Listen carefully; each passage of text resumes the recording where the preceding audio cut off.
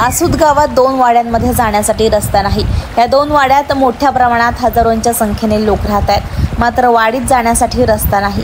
पावसाळ्यात ग्रामस्थांना अनेक प्रकारच्या त्रासाला सामोरं जावं लागते, कारण वाडीत जाण्यासाठी नदीवर धनकोंडी येथे पूल नसल्यामुळे लोकांना याचा खूप त्रास होतोय।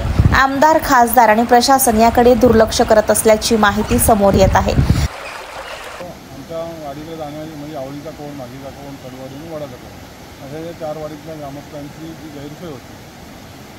समोर ओढा आहे आणि इकडं नदी आहे। त्या दोन्ही मार्गामुळे आमच्याकडे पावसाळ्यात जाण्याचा जो मार्ग आहे परिपूर्ण बंद होतो। दळणवळणाची साधनं कोण आजारी पडलं तर आम्हाला खूप त्रास होतो। त्यामुळं ही ब्रिजची जी व्यवस्था आहे ते आपण आपल्या पद्धतीनं मार्गी लावाल आणि चांगल्या पद्धतीने सहकार्य कराल। आम्ही परिपूर्ण सगळ्या ज्या वाड्या आहेत ते संघटनेचं काम करतो। आम्ही स्वतः आयुष्यभर संघटनेची सेवा केलेली आहे, परंतु ही जी आमची समस्या आहे ती छोटी नसल्यामुळं स्थानिक लेवलला होणार की नाही, परंतु सगळ्यांच्या सहकार्याने ही समस्या आमची उचलून धराल। आणि आमदार साहेबांना आणि योगीदारांना विनंती करतो की अधिवेशनामध्ये हा जो आम्ही जो प्रस्ताव केलेला आहे तो विषय उचलून धराल। नदीचं पाणी जास्त असल्यामुळे या ठिकाणी ये-जा नागरिक करू शकत नाहीये। या ठिकाणी विद्यार्थ्यांची देखील मोठी वर्दळ सुरू असते, मात्र पूल नसल्यामुळे जाण्याचा संपर्क होऊ शकत नाही। त्यामुळे अनेकांना याचा त्रास होऊ लागलाय।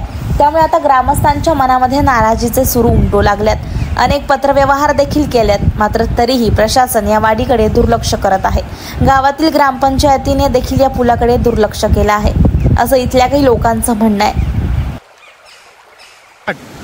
या ठिकाणी ह्या नदीच्या प्रवाहातून ह्याच लाकडी साकवावरून इथल्या ज्या 2 वाड्या आहेत, एक मागीची वाडी आहे आणि आवळीची वाडी आहे। इथले जे छोटे छोटे विद्यार्थी आहेत त्यांना ह्या पाण्याचा ह्या प्रवाहाचा सामना करून जीव मुठीत घेऊन इकडे यावं लागतो।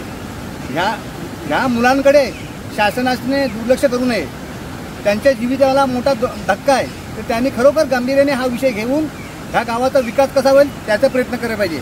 ह्या गावाचे सरपंच 9 तरुण आहेत, चांगले मनमिळावू आहेत, चांगलं काम करतात, ते पण चांगलं करतात, पण त्यांनी हा मुद्दा शासनाकडे सुपूर्द करायला पाहिजे। किंबहुना शासनाकडे त्यांनी ह्याची गांभीर्याने तक्रार केली पाहिजे।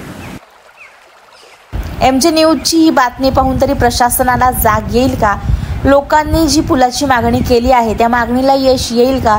असे देखील प्रश्न अनेक लोकांच्या मनामध्ये उपस्थित झालेले आहेत। Muzammil Jaitapkar, MJ news, Ratnagiri.